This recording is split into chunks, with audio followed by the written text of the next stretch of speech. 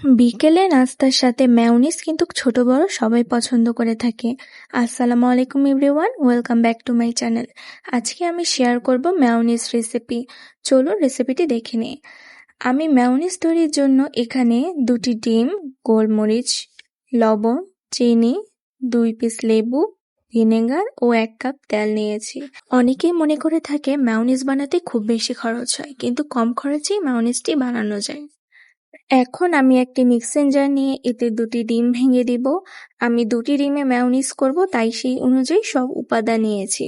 এখন এতে 1/2 চা চামচ গোলমরিচ গুঁড়ো, সামান্য লবণ, 2 চা চামচ চিনি, আপনারা স্বাদ বাড়ানোর জন্য এতে টেস্ট সল্ট ব্যবহার করতে পারেন, 2 চা চামচ ভিনেগার, 1 পিস লেবুর রস দিয়ে দিব। লেবুর রস দিলে ভিনেগার স্কিপও করতে পারেন, তবে ভিনেগার দিলে মেয়োনিজটা অনেকদিন পর্যন্ত সংরক্ষণ করে রাখা যায়। এখন এতে অল্প পরিমাণ তেল দিয়ে 1 মিনিট ব্লেন্ড করে নিব। 1 মিনিট পর এতে আবার অল্প পরিমাণ তেল দিয়ে 1 মিনিট অথবা 1.5 মিনিটের মতো ব্লেন্ড করে নিব। এভাবে আমি 1 কাপ তেলকে 4 বারে ভাগ ভাগ করে দিচ্ছি ও 1 মিনিট অথবা 1.5 মিনিটের মতো প্রতিবার ব্লেন্ড করে নিব।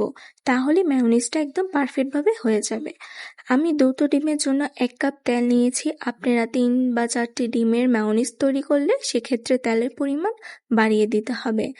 আমার মেয়োনিজটা কিন্তু একদম পারফেক্টভাবে হয়ে গেছে। 1 কাপের বেশি আর কোনো এক্সট্রা তেল লাগেনি।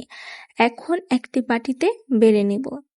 সামনেই ঈদ চলে এসেছে। এই মেয়োনিজটি তৈরি করে বিকেলে নাস্তার সাথে পরিবেশন করতে পারেন।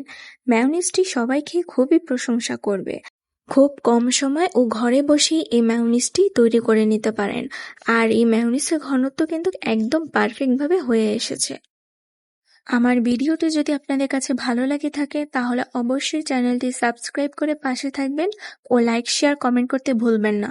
সম্পূর্ণ ভিডিওটি দেখার জন্য সবাইকে অনেক অনেক ধন্যবাদ। আল্লাহ হাফেজ।